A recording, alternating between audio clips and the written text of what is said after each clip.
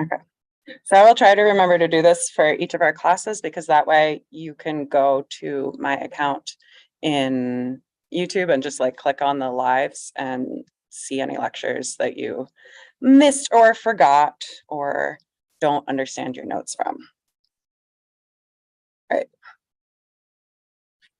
And I'm saying that today because systematics can be a little dry and a little confusing. So we're going to be moving in to our more modern of systematics, our modern understanding of how we classify chimps. Okay. Well, by modern, the book we used to use started in 1950, which does not feel terribly modern. But that's the reason. So maybe we should call this the past 100 years, something like that. But we will get to how this is done today for real. Okay. So far, we know that we classify organisms using a taxonomic hierarchy. You probably saw this in high school, middle school biology textbooks. Our last two levels are genus and species. We use those to name and identify organisms, capitalized genus, lowercase species, italics. We call that binomial nomenclature. Last week, we briefly mentioned Carolus Linnaeus in the 1700s, collected lots of plants. They called him a plant pornographer. He's the guy who came up with this Latin binomial nomenclature system. Our next most important sort of adjustment in the scientific community to how we classify things is that after Darwin's theory of evolution, we started to map in and reshape our classification systems to try and show evolutionary lines of descent. But we kept the binomial nomenclature system, naming everything in Latin so that we all know what we're talking about. Okay. So in systematics, that's the name of the field that's looking to classify and organize organisms based on these lines of common descent. These days, it's actually a fair bit more complicated than those taxonomic hierarchies that you look at in textbooks makes it seem, this kingdom, phylum, class, order, family stuff. It's pretty simplified and a little bit old. We now get things that look more like this. So these are our phylogenies or phylogenetic trees, which are basically maps of evolutionary descent. So we have a number of different ways we can depict this, but it's always some type of branching map. Usually in our simplest forms, when we're trying to look at specific splits, we'll see something where we have a tree with branches. There are technically a bunch of different words we use for some of these different depictions, and most of them have to do with like science fights about exactly what's important in building one of these trees. For our purposes, we're not going to go too much into the strict distinction. So if you see something labeled a phylogeny versus a cladogram, things like that, we're going to consider those roughly equivalent terms, but if you ever dive deep into systematics, there are distinctions. Okay. So we saw some of these in the papers we looked at last week, which is where we've pulled these from. Okay. So historical steps towards systematics. One of the things we have to start including is numbers and more rigorous sort of mathematics in the system was a big change as well. So our first sort of shift is towards phonetic classification. This wasn't quite to the point at which we were considering origin and evolution and descent, but we were starting to apply mathematics to this field. So in phonetic classification, we do build trees, but they're based on sort of similarities of characteristics that we've coded numerically. In the 50s through the 70s, they then had early computers, so it made it possible to do this with much more complex data than they had been able to do previously. So this is now citing a paper from 1973, which was really important back in the day. So in this paper, they created the system where you choose specific characters, like some of the morphological characters we've talked about, like height, color, branching, things like that. chuck them into a computer and using algorithms, they sorted them into clusters. So mathematically, they created an algorithm that could identify commonalities and group together more similar things based on these characters that they had put into the program, essentially. So when they did this, they called them phenograms or dendrograms. Okay. So here's an example of a phenogram. This one is a more recent one than the 1950s. This is looking at arthropod gene clusters. So that's what you see on the end here. So we get a branching diagram from these as well. Okay. Then we move to cladistics. So the difference between phonetics and cladistics is really trying to pull out these phylogenetic relationships that we're more focused on in systematics in this class, and that we'll be walking through moving forward. There are still some phoneticists using the previous system without strictly putting in all of the evolutionary characteristics, and they sometimes fight back and forth, but I'm pretty sure cladistics is winning the evolutionary descent part. Okay. So this is still grouping organisms. Before we had clusters in this earlier form, now we're going to group them into clades. So a clade consists of the ancestor organism plus all of its descendants. So our first point, and then all of the branches like downstream of that point, that's a clade, that group. So it's going to be a single branch on our tree. And if we are referring to this group, this clade, this ancestor organism, and all of its descendants, thinking about how to phrase this, we may also refer to them as a monophyletic group.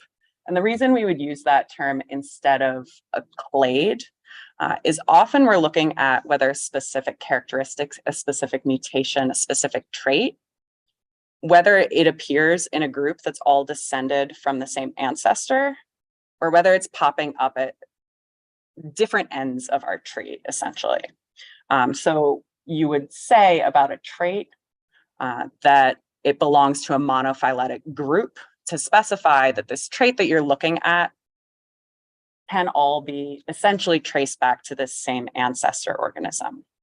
Sometimes we'll find, though, that trait is present in different groups with different ancestors, in which case, if we're using a group name for all the organisms that have that trait, we're going to call it polyphyletic. So that's the difference between when we use the word clade and monophyletic group. And we will do some practice with this at a certain point. Okay. So we've pulled out a phylogenetic tree here. So we're looking at a bunch of animals here instead of plants. So I want to point out we have some clades. So a clade we would pull out as a node, and then everything descended from it. Okay. On this diagram, we have both extinct organisms and extant, so currently existing organisms. And we have our endpoints where we have nothing else kind of evolving from it. Okay. So when we talk about a branching point, there is theoretically a specific ancestor at that point. We don't always know what it is. So when we say we have a node, we're referring to these intersections essentially. So you can group them differently, but this would be a node, this would be a node, this would be a node. Each of these branching points is a node, okay? Great.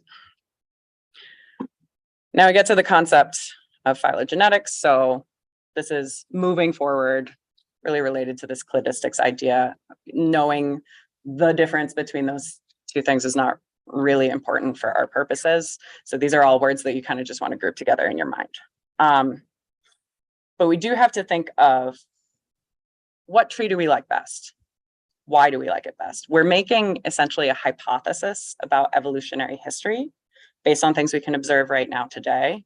Even if it's in a fossil, we're still observing it right now today. We found the fossil in some field. We're looking at it, we're observing. So there are two things we can consider here to figure out what is a more reasonable hypothesis, what is a more reasonable kind of tree to create. One of which is parsimony. Okay, so parsimony uses this idea of Occam's razor. Have people heard of Occam's razor before? Yeah.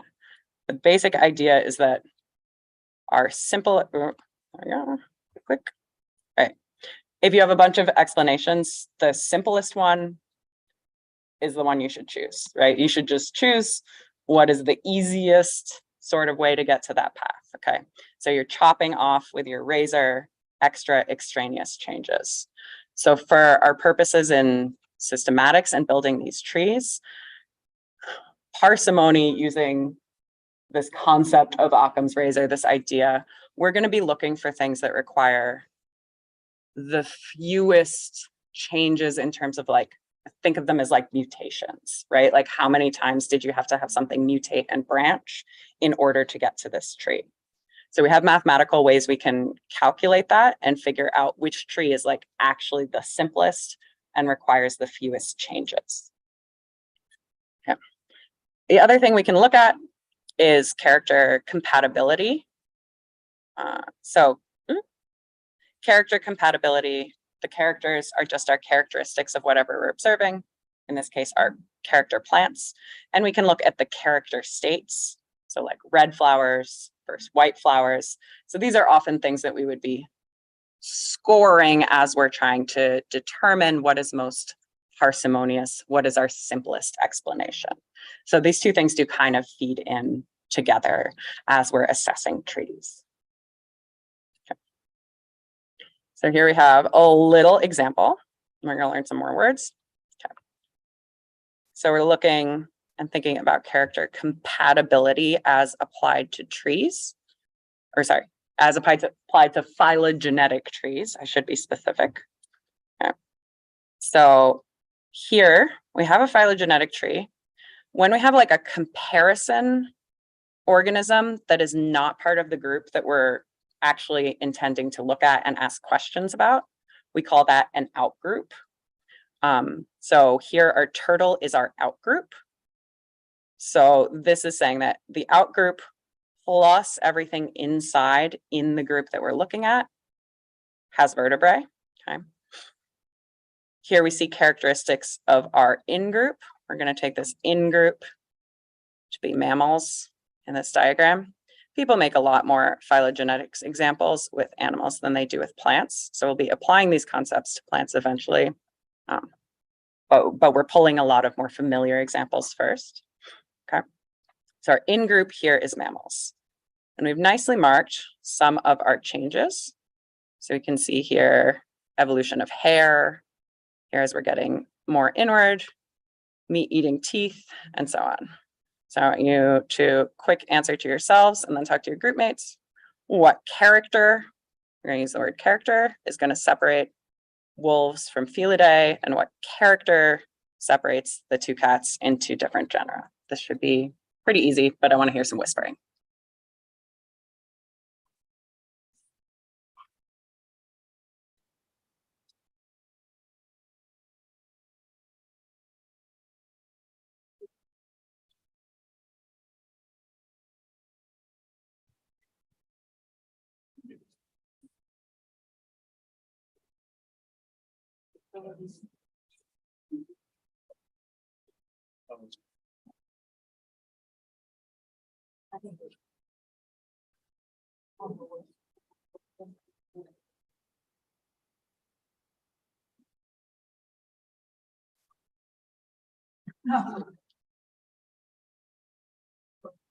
Okay, so who wants to volunteer? What character is separating the wolves and Felidae, our cats?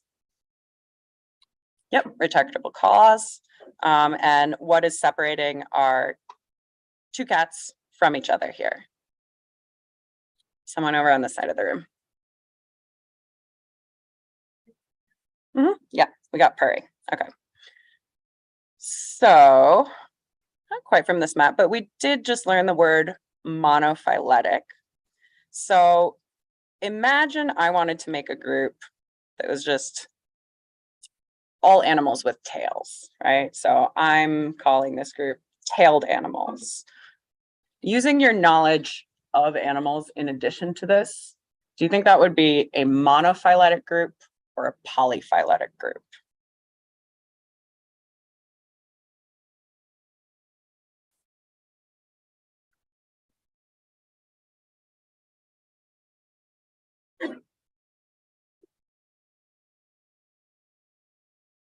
And you can whisper to each other.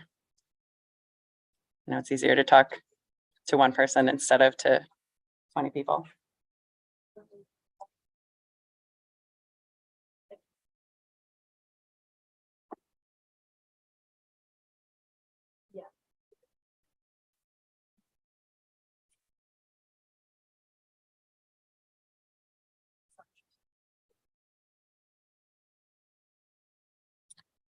Okay.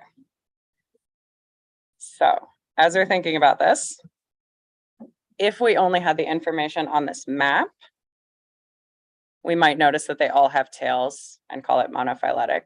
But because we know more things about animals, we know, for example, we do not have tails, right? And we would belong somewhere in this tree, right? Let's branch us somewhere here, right? We'd have humans, no tails, right? So this would no longer be a monophyletic group because you're pulling out this group, but you'd also have another descendant interspersed in the tree before you pick out some from another group. Okay, so if I had a group and I was just referring to all tailed animals, that's not a monophyletic group because we have some stuff messing up our tree in between.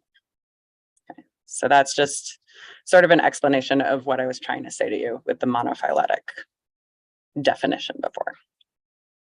Okay. Cool. So here we have some fruits. So here's a character we might look at more specifically with our plants. So we will do a fruit lab at some point. So a group might be drupes, so everything that has pits. We know our blackberries and our raspberries.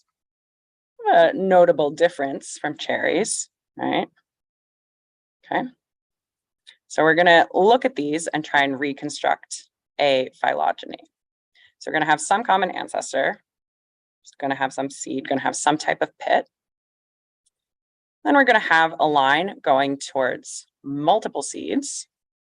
And then we're going to split off from that common ancestor, just one seed, one pit towards the cherries.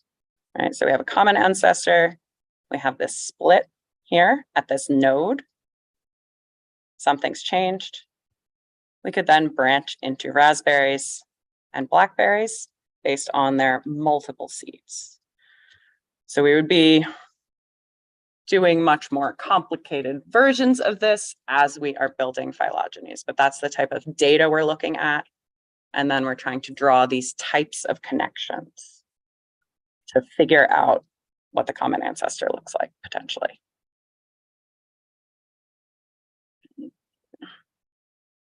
Okay, so some more words regarding how we describe traits.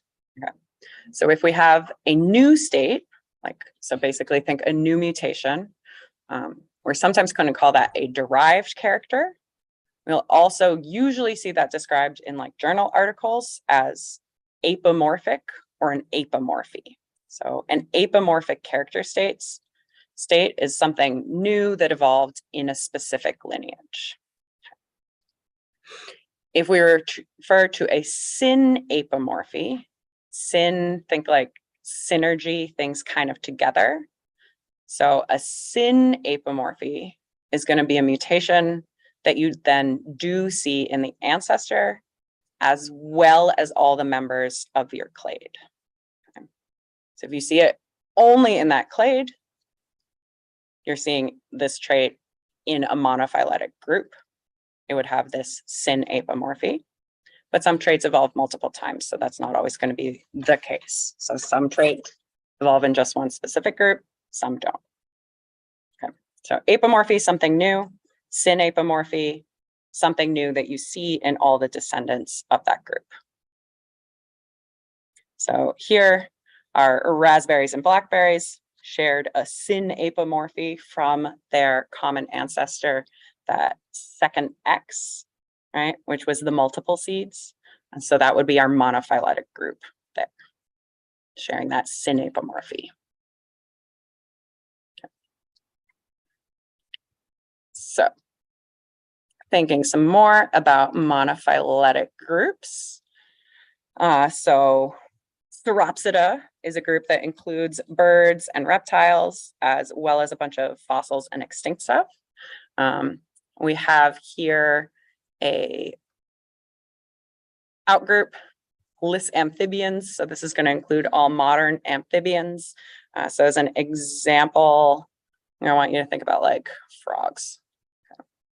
So I want you to discuss what characters you might see in the sauropsids that you don't see in Lysamphibians. So just try to think about some things that are different between frogs and our other groups here. We do have one specific thing that happens to distinguish them.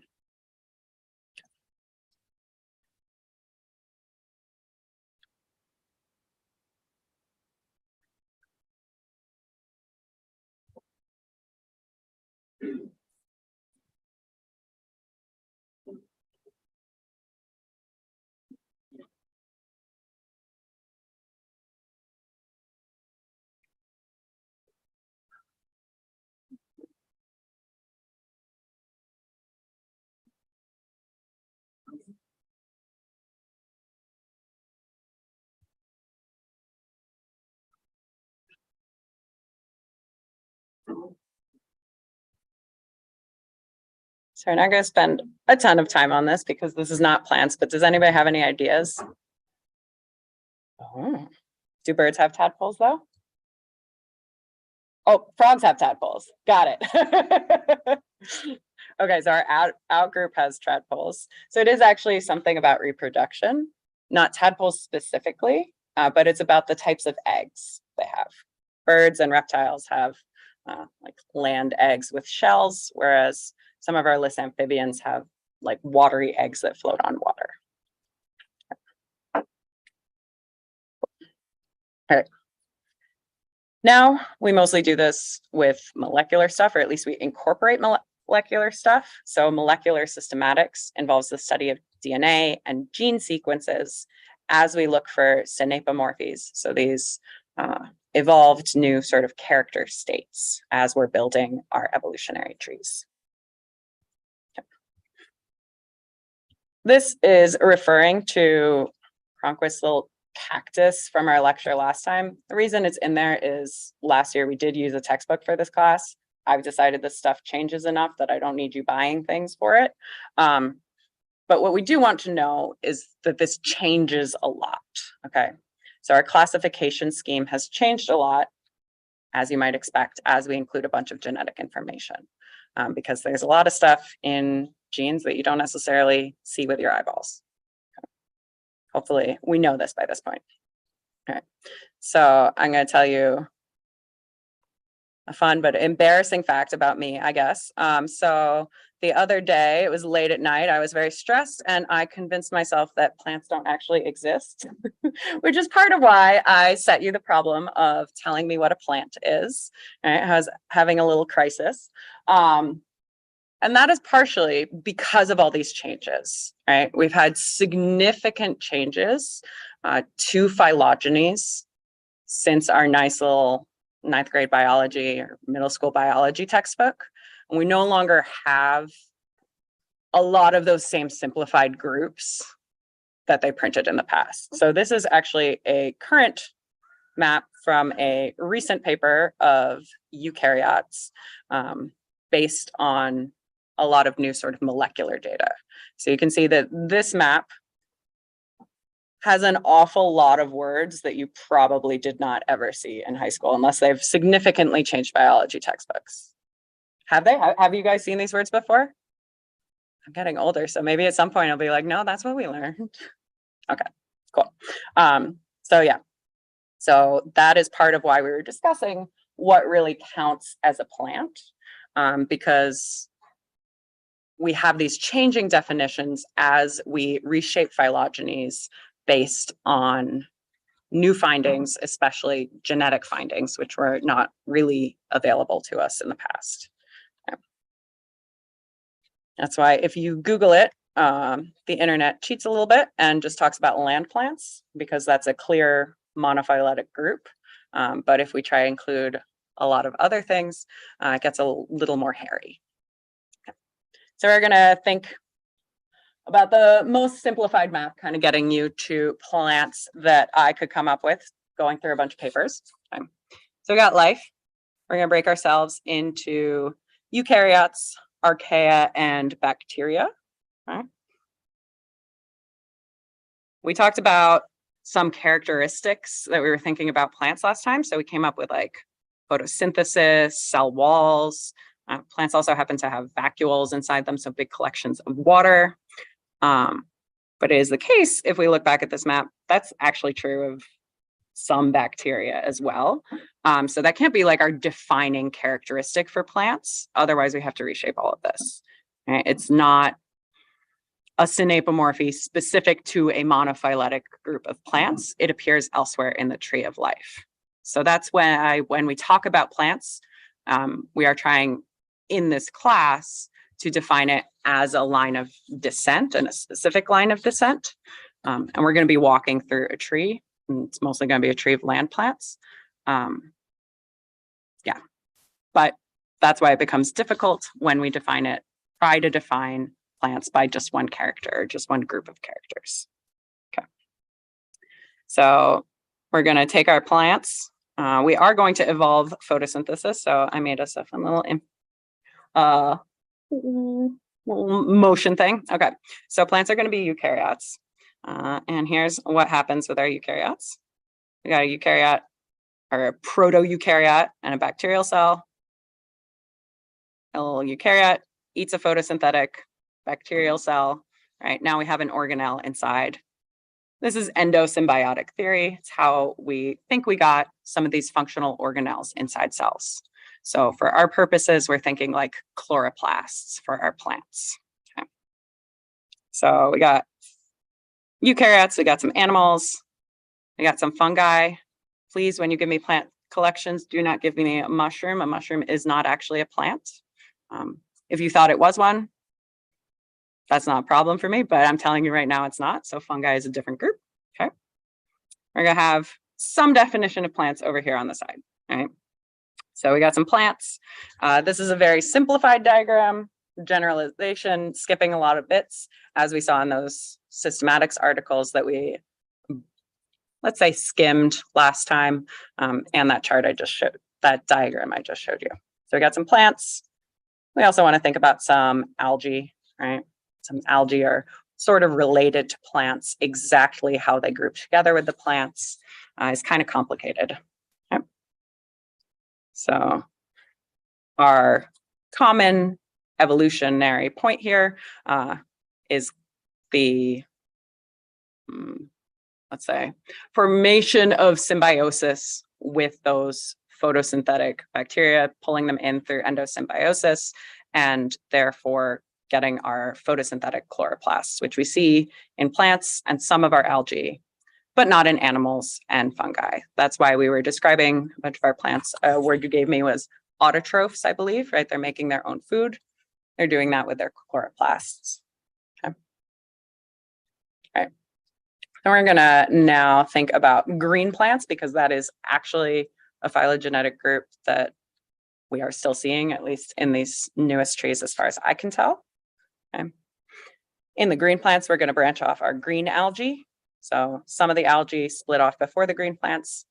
Some of the green algae are still within these green plants. And then technically, we're going to call our land plants embryophytes, most of them. Okay. So that's about where we're starting as we move into our different groups of plants, which we'll be stepping through in our labs starting probably next week. I'm waiting for a couple samples to come in. So we'll look at twigs. this Thursday, I believe. And hopefully we'll have some moss and ferns coming in over the weekend. So we got our land plants, our embryophytes. Okay. Here's a rough phylogeny that we'll be stepping through. So you'll see this time and time again, but this is a vague sort of phylogeny of land plants. So our bryophytes are going to be our mosses. So we're going to try to start there. Pteridophytes are going to be roughly our ferns, things related to ferns. Gymnosperms, most familiar gymnosperms are like the pine trees we were looking at, but there's some other groups that look weirder that belong in that group. And then angiosperms, anything that's going to have a flower, basically. So there are a lot of angiosperms, especially in our local area. Lots of angiosperms that you planted in the back there. So we'll spend a fair bit of time going through angiosperm families as well in this course. Okay.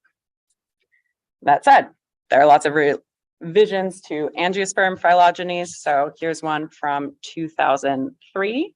Okay. The reason I showed you this first was because it's just focusing in on the angiosperms in this image. So here we can see some monocots, some dicots, which are groups we'll talk about.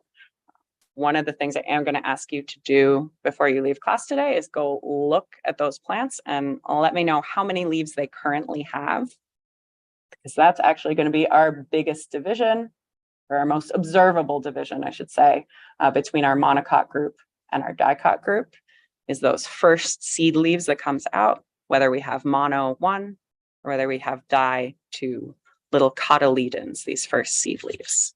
Okay, so by the end of the class, I am going to ask you if the plants you planted were monocots or dicots for your specific plants.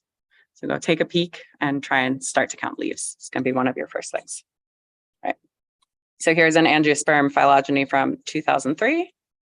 It's been updated. So here's one from 2009.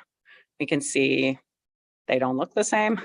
So the monocots and dicots have kind of switched around here, as well as a bunch of other sort of internal changes. Right? So that's why we're thinking about this as a constantly evolving hypothesis as we find new data, as opposed to just memorizing one specific tree. Okay. So phylogenetic tree is going to be a hypothesis, not a strict fact. And we have more and more developments as we move forward. Okay.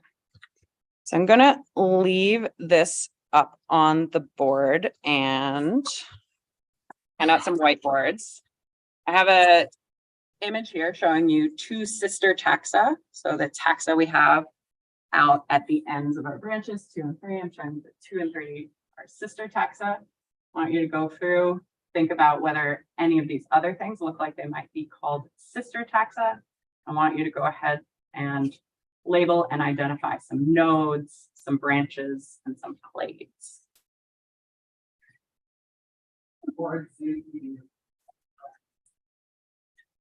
As you're doing that, trying some of these new words that we are learning, drag these different ones.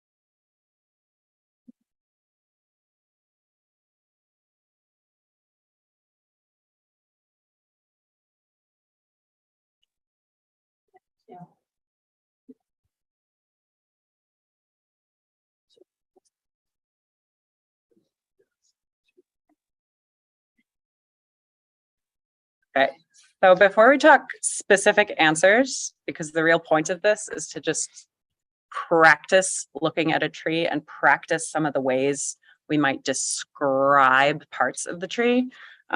Questions that are bubbling up as you're looking at this tree and trying to label some parts of it.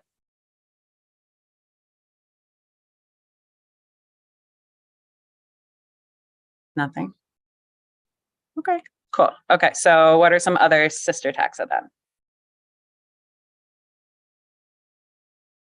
4, 5, and 6. Yeah, so 4, 5, and 6 would be sister taxa.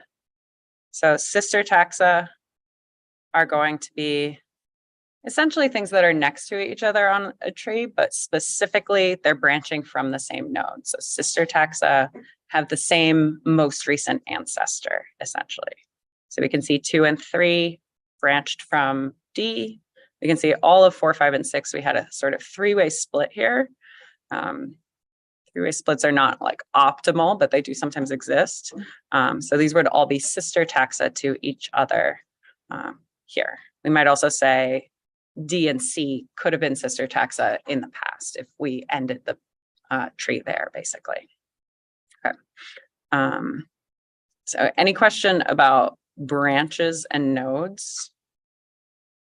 They were mostly thinking like lines and dots, essentially. So nodes are points, right? We circled some on a previous slide. Branches are lines, okay? So the branches are where we have these branching off points. So when we're using terms, we might say that we see some synapomorphy arising in this branch of the tree, right? And then we would also expect to see it in these sister taxa 2 and 3 descending from D if we were to describe something like that. But you also might describe, 3 as a branch of D and then talk about some of its apomorphies. Okay? So that's how you'd kind of use that word. Okay. For taxa, a taxon is like a genus is a taxon, a species is a taxon, a family is a taxon. So when we have a map like this, when we're talking about taxa, we're usually going to be talking about our end taxa, so these ones at the end points. But depending on the study, they may go just to family, they may go all the way down to species, they could go to subspecies. So it would depend exactly what they're looking at. But a taxon is basically one of those groups. Okay. And then a clade, we discussed, would be an ancestor and its descendants, right? So this would be a clade. This would be a clade. Okay. Okay. So questions about these words now? Mm-hmm. Mm-hmm. Yeah, so that could be a clade as well. Right. Depending on what kind of trait we're focusing on and what we're trying to emphasize. If we're trying to talk about that whole group, and this is just our out group, we might refer to this as a clade, yeah.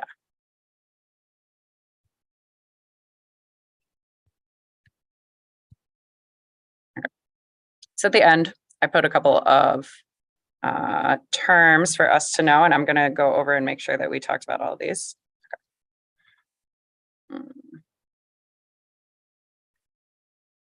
Okay. We didn't really talk about paraphyletic. So paraphyletic is just going to be like 2, polyphyletic is going to be multiple.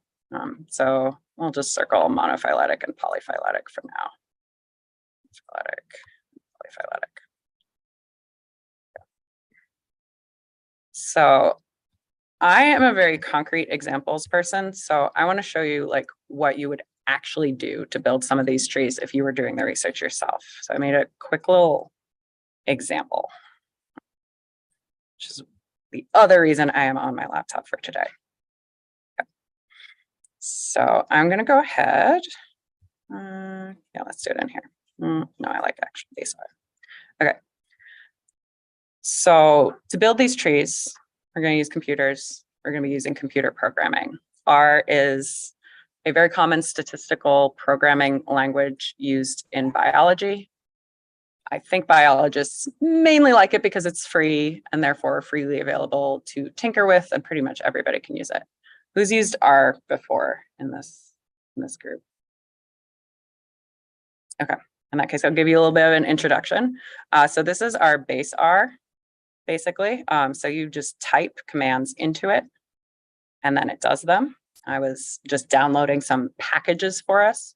The package is basically like a group of commands that someone else has written that you can just load into the programming language, so you don't have to code up a bunch of systems and commands yourself. You can just use them on your own data. So there are a bunch of ones used for phylogenetics that I loaded in for us here. A more friendly sort of version of R is something called RStudio. So I have that over here.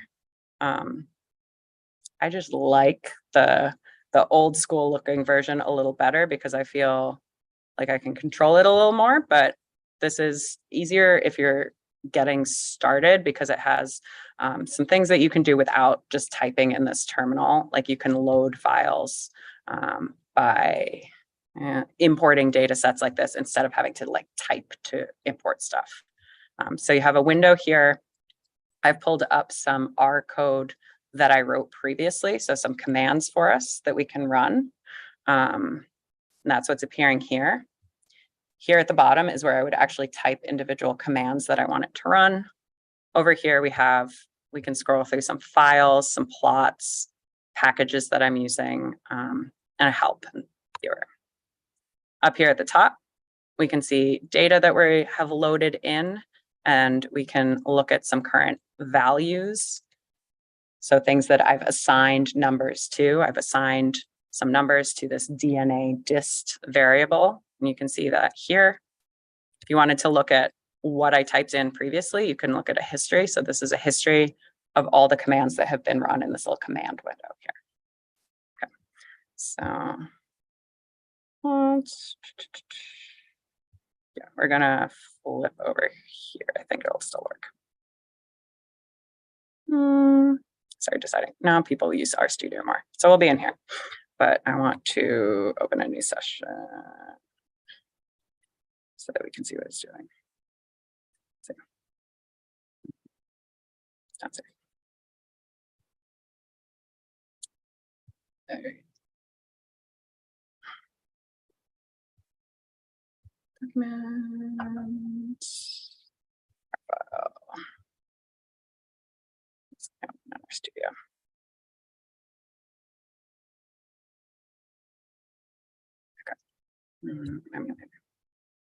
Okay, so when you're running code, one of the first things you're going to do is Google whether somebody already wrote code for that thing you want to do, because then your life is going to be a lot easier. So that's basically what these packages are. And I think I can just call some libraries since I installed these in the last session. Let's check. Yeah, that's fine. Okay. So I am just loading in some built-in commands that someone else wrote for me. Okay. So the next thing I'm going to do, we're going to pretend I did a bunch of primate research and I isolated some gene for 14 primates. So I'm going to load in some data on these primates, and I'm going to first pull up for you in Notepad what the data looks like. Okay. So we have some groups. Here are 14 groups. We got mouse, cow, lemur, tarsier, and so on. And literally we just have the base pairs here in this file that I'm loading in. Okay, so we got sequences there. Okay. Yeah, that's fine. Okay. So now I'm loading that in to R. Currently we have nothing that's loaded in because I closed the session. Hopefully, is it going? Okay. So now all that data from that file, I read my primates.dna file, which is what this is titled, primates .dna. Let's see if I can, I'd like the file name extensions for you on here. There we go. So we can see I read in primates.dna, it's now in R. You can look at the top of these variables, basically these values, so that you know what's in there without actually opening the whole big file, because especially if you're doing molecular research, you'd have something that's very, very unwieldy potentially and big enough that you don't want to open the whole thing. So if I do this head primates, it's going to just give me basically like a summary of what was in that. So it's telling us that it's 6 different DNA sequences in a matrix, 232 base pairs in length. And here it has our first couple of species that are in here. This is actually giving us a frequency distribution of the bases that appear in the code. Okay. So next thing I'm going to do is make it easier to play around with it in R. So I'm going to reformat the data. So that's what this is doing. Okay. I'm going to take a peek at what that did. Okay.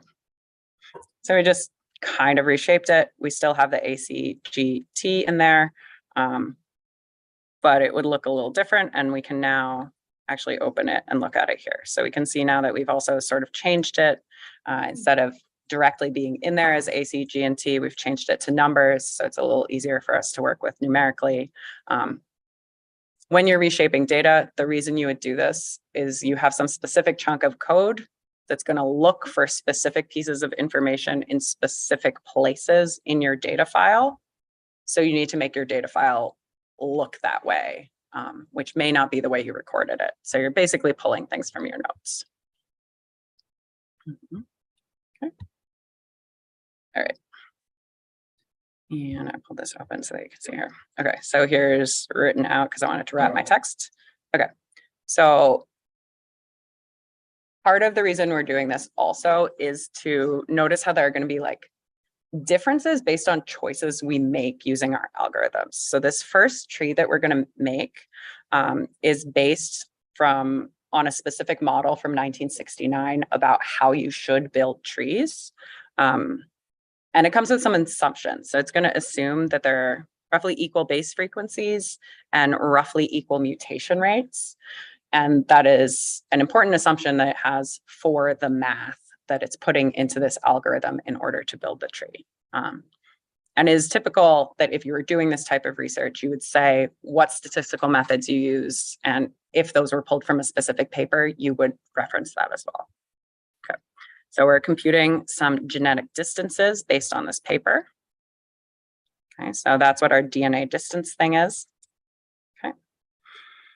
And I'm just gonna open up. Okay, so if I type something in, it's going to show us the whole thing. So what this has done is it's created a little table telling you according to this model, genetic distance between pairs of species. So here's our cow versus our mouse, our lemur versus our mouse, our tarsier versus our mouse, and so on. So each of these little squares, if you made it a table, would be telling you about the distance between the row and the column. So whatever appears there. So that would be part of our first step for building a tree, because we're trying to figure out the evolutionary descent. So we kind of want to know how similar are they based on this gene to begin with. We're going to need that information to back solve our splits and figure out a tree, figure out where our nodes and branches should be. Okay. So the next thing we're going to do is we have a method of building trees called unweighted pair group methods with arithmetic mean. So that refers to specific mathematical background in how we're going to build a tree, the types of assumptions we're going to make. Basically what it does is it's going to find your two closest related groups based on that genetic distance table, make them sister groups, make them a pair. And then it's going to pair groups of pairs. And that's how it's building its tree. So we can do that using nice code from our packages instead of doing it out by hand on a piece of paper or writing our own code. Okay. So that ran it. It created this primates UPGMA piece of data. Sorry, I'm trying to make this bigger for us so that we can see the labels.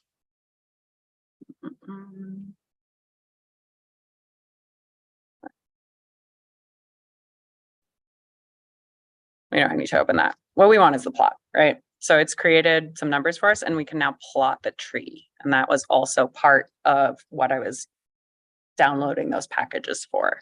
Someone has made a package that lets you make trees, because all sorts of people need to do that, right? The primatologist needs to do it. The plant people need to do it. It's systematists all over are doing it. Okay, so we're going to create a plot. All right, and let's make it big. All right, so here we have our tree that we've created. So we can see how it's picked some closest pairs. All right, so it has our human and chimp as a closest pair. Here it has two macaques as a really close pair. And then it's back solved and created nodes. And it's done this all based on all we put in, right, was our base pairs for these species. It calculated genetic distances, then it used those using this statistical method to create this tree.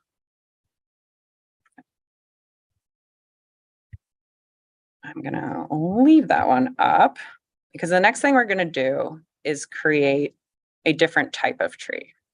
So this is part of what I mean when I say that there are actually choices involved in creating these phylogenies, that there's not necessarily a right answer that we're going to know. So we're gonna take a look at what it looks like if we use this neighbor joining method of creating a tree. So it's going to be similar to this unweighted pair group method, but but it's going to create a tree that's called an unrooted tree. So there's like not going to be, oh, well, we'll see what that looks like in the next one. But it's going to be using a slightly different mathematical model to create this tree, but it's based on the same data. We're still basing it on those gene sequences. We're still even basing it on that DNA distance assumption, that DNA distance calculation from that 1969 paper. So we're not feeding in any different data, but we are going to get a different plot. So using this neighbor joining, is the other one stop? I'll copy and paste each of these into the slide so we can kind of compare. Okay, but in our previous one, we had a root like a bottom. But now we can see that we've moved a lot of the branches sort of to the sides. We do still have our closest sister groups popping out, but if we looked deeper into the branches, we'd see some of the splits are going to be different. And I will ask you to take a quick look and look at some of the differences between those trees. But the final thing is, okay, so you pulled from a bunch of papers and a bunch of stats books, different ways you could build a tree, right? So you built 2 trees or 3 trees, or often they'll build like 1,000 trees, right? Like those papers we looked at last time, right? They were pulling tons and tons of data, creating tons and tons of trees. So you then need to figure out which of those is the most likely, right? So that's where we want to use the concept of parsimony. So we want to figure out which of our trees was the simplest. If we're creating thousands and thousands, we're probably using a different statistical method called bootstrapping, and just looking at like the percentage of times we had that same tree arise. So we'd be making different sort of statistical and mathematical assumptions there. But we are going to want to quantify how good is our tree. Okay. So we can get an actual parsimony score for each of these trees. So for our first model, we're going to literally get a number about the parsimony of that first tree with our, what did we have? We had the unweighted pair groups. And what that represents is a score basically for like the number of changes this required. So looking at those base pairs, like how many changes did we make if this is our real tree, right? Like how many times did something mutate, something like that. So then we can compare to our other tree. So we're comparing basically the tree and looking back at those original sequences to come up with this number. Okay. So you can see that we get a different number, right? So based on this, with the general idea that the score is going to be like the number of changes, which of these trees would you prefer? Which would you think is like more parsimonious is the word we would use here. Yeah, okay. So for this, our second tree was the neighbor joining tree. And we can see this parsimony score, it required slightly fewer changes. So we're thinking conceptually like fewer mutations to create these splits in this order. So we might say that with this theory of Occam's razor, with this idea about parsimony, that this is probably like a better tree, a better hypothesis, a better guess at what actually happened. Now, complicated, weird stories do sometimes happen, so we can't actually know for sure that it's true, but this is how we would mathematically compare and kind of pick a tree. So that's fundamentally what we're doing. So I'm gonna pop those trees in the end. Let's screenshot them.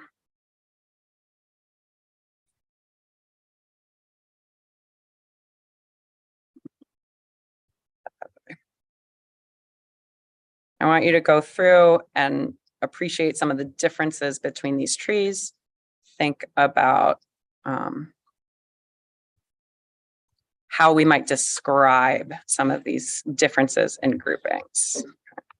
And that's going to be what we're going to do for today total. So here's our neighbor joining tree. And I'm going to produce, again, our unweighted pair group tree. It's probably still back in there, but this is just going to be easier.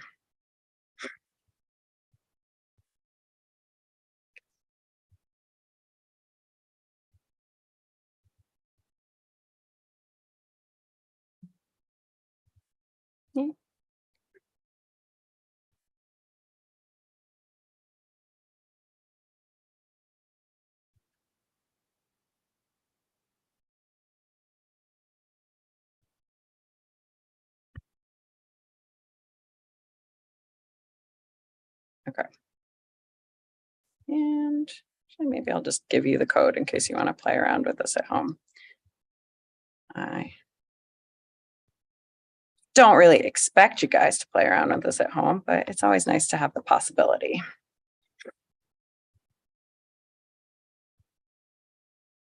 Actually, I said where I got this from here. You can get the files from the website linked at the top, but we had to change a little bit of their code because it didn't quite work as written, which is typical as you're writing code, that things sort of half work and you need to do a little bit of adjustment for yourself. So that's in there. Okay, so I'd like you to go ahead and find some similarities and differences. So maybe it's better if they're on the same slide. And think about that. Think about how you would describe them. And then take a look at how plants we've grown, what's popping up. Check our seedling spreadsheet so that you can identify literally what is coming up, like what plants do we have coming up. Look at how many leaves they have. And that's what we're doing for today. Okay, so I'm going to stop our recording.